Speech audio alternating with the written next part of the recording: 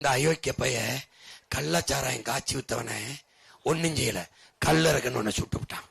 நான் வந்து உன் மயன் கள்ளச்சாராயம் காய்ச்சல் இதுவரை டாஸ்மார்க் திறந்து வித்தான்ல, அவனை சுட்டு கொள்ளுவேன். இங்க வாடா, இங்க வா.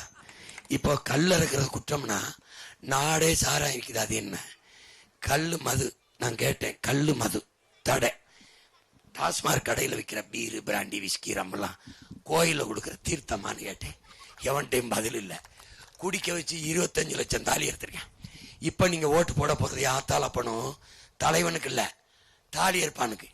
மறுபடியும் வந்து குடிக்க வச்சு தாலி ஏற்பான். இப்ப தாலி ஏற்பானுக்கு ஓட்டா உன் மகனுக்கு ஓட்டாங்கிறத முடிவு பண்ணிட்டு 23ஆம் தேதி போட போகணும். போகும்போது சாப்பிட்டு தான் போய் ஆத்தால பண்ணலாம். சோறை இப்படி அள்ளி இப்படி சாப்பிடுறது இல்ல.